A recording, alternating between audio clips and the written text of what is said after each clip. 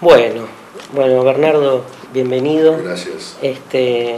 La verdad que la lectura de tu libro ha sido fascinante, sobre todo porque como judío secular o algo por el estilo, porque la verdad que después de leer tu libro, digamos, los nombres, las categorizaciones me entran todas en crisis, ¿no? Pero como judío secular que tiene este conflicto que es cómo afirmar su judaísmo desde una postura secular, ¿no? Positivamente, sin decir, ay, soy un judío no religioso. Y creo acá haber descubierto algunas líneas, ¿sí? No mesiánicas, ¿no? Pero algunas líneas como para pensar qué tiene de afirmativamente positivo un judío secular. Sí, la verdad que este libro seguramente es una lucha contra los fantasmas, porque el judaísmo secular en el siglo XX era algo natural. O sea, la gente ni hablaba de eso porque lo era. ¿Y qué era el judaísmo secular? Era sionista, claro, o era bundista, y algunos eran hasta comunistas. Y en su forma particular de serlo también se consideraban judíos. Entonces no se hablaba de judaísmo secular porque la mayor parte de los judíos, de hecho, practicaban, creían en ideologías que eran formas de ser judío y secular. ¿Cuál es el problema? El problema es que en las últimas décadas esas ideologías judías seculares entraron en crisis.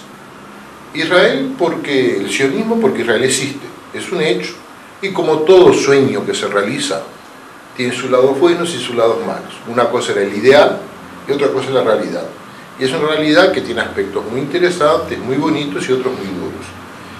Y el socialismo, que era la otra pierna importante del judaísmo secular, como sabemos, también entró en crisis.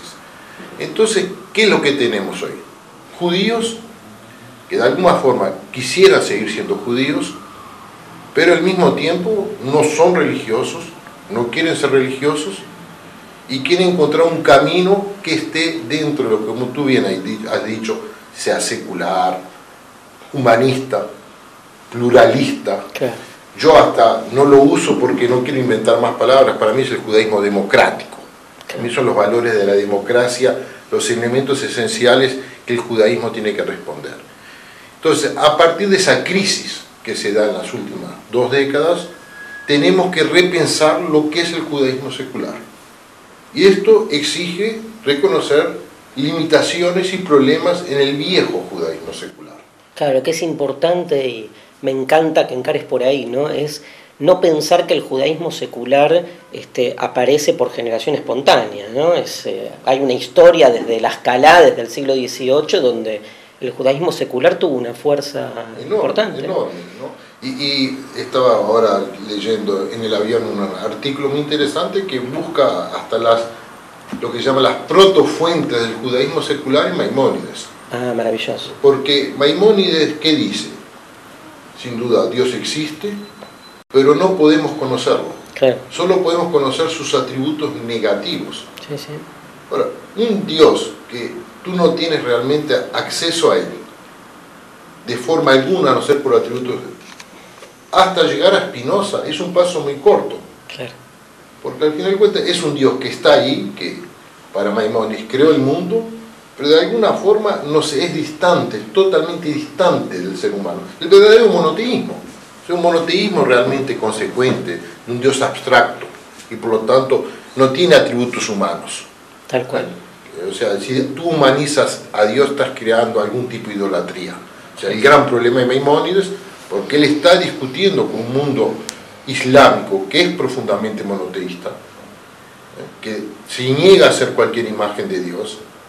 Entonces, tiene que afirmar un Dios realmente abstracto. Cuando tú afirmas un Dios abstracto, está bien, existe, pero de alguna forma es irrelevante. Entonces, ¿y qué dice el judaísmo secular? ¿No? Mi judaísmo secular del siglo pasado decía que Dios no existe. Y el ateísmo era una cosa muy importante. Bueno, fueron años de vida y de experiencia para entender que el tema no es si Dios existe o no existe. Es una cuestión puramente personal. Y además es indiscutible.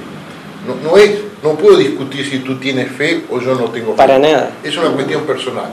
Lo que es sí, y ese yo creo que es el centro en el fondo de mi libro, lo no dicho explícitamente, es si tú tienes derecho a hablar en nombre de Dios e imponer tus verdades en nombre de Dios? Tal cual.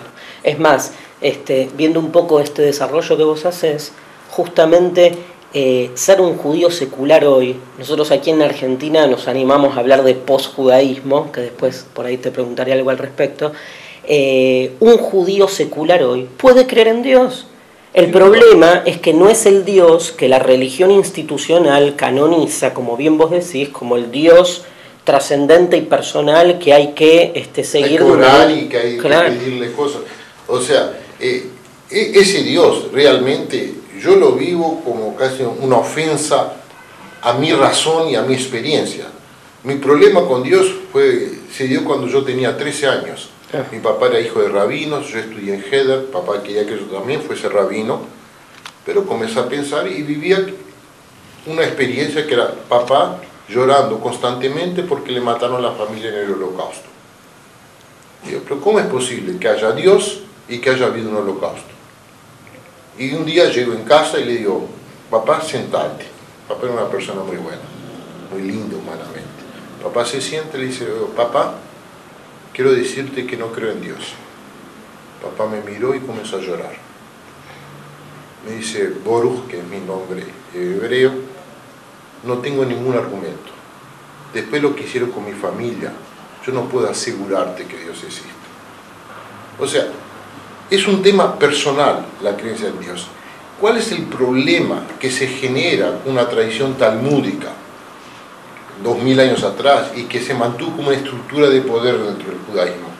Gente que dice hablar en nombre de Dios y que sus decisiones son las únicas posibles interpretaciones de cuál sea el sentido del judaísmo y de la Biblia. Seguro. Es eso que no aceptamos. Para mí una persona que quiere seguir los mandamientos de acuerdo a la tradición talmúdica lo puede hacer y para mí no hay problema ninguno. Lo que no puedo aceptar es que alguien me diga que este tipo de interpretación de lo que sea judaísmo es la única posible porque es la verdadera interpretación que expresa la voluntad divina. No, sí, el literalismo. Digamos. El literalismo, eso no. O sea, y ahí sin duda hay que reconocer una cosa que me parece importante y quizás en el libro no lo desarrollé suficiente, espero quizás en el próximo, uno tiene que dejar temas para el próximo libro, ¿no? Que es el tema de que hay tensiones entre judaísmo y humanismo, o judaísmo y secularismo, pero yo hoy prefiero quizás más hablar de humanismo. Hay tensiones, son entidades diferentes. El judaísmo es una comunidad, y como una comunidad hay de todo dentro de ella. Gente buena y mala, comunistas y fascistas, y liberales y nacionalistas, es una diversidad. El humanismo es un conjunto de valores abstractos, ¿no? Y cómo se junta, se relaciona una serie de valores abstractos, un ideal moral, una realidad humana. Hay que reconocer que hay tensiones. Sí. Yo me opongo un poco a cierta tendencia, que respeto obviamente, porque es bueno que haya pluralidad, en el judaísmo humanista americano, que trata de crear casi una teología del judaísmo humanista, de decir que hay continuidad absoluta entre judaísmo y humanismo. No lo hay. Hay elementos humanistas en el judaísmo, obviamente. Pero hay también elementos que hoy a mí me chocan mi sensibilidad humana. Y hay gente que en nombre del judaísmo hacen cosas que chocan mi sensibilidad humanista. ¿A qué te referís concretamente? ¿Qué elementos humanistas, por ejemplo, impactan en...? Bueno, para mí hay un principio de la tradición judía talmúdica que para mí es suficiente para definir lo que sea humanismo para mí. Ajá. Que es la frase de Hillel: no hagas al próximo lo que no quisieras que te hagan a ti. Claro. Y fíjate, él dice lo siguiente: no hagas al otro lo que tú no quieres que te hagan a ti. Esto es la Torá, el resto es comentario. Sí, sí. Ve y estudia. Va y estudia. Sí. Pero esto es la Torá. Claro. Y es una frase que no incluye la palabra Dios. Sí, sí. O sea, la síntesis de la Torá... Ni judaísmo. Ni judaísmo. Sí. La síntesis de la Torá de Hillel no incluye ni Dios ni judaísmo. Que es interesante. O sea, hay en el judaísmo frases como esas de Hillel que son un ejemplo de humanidad. Totalmente. Y que tienen un valor universal. Ahora, Bernardo, en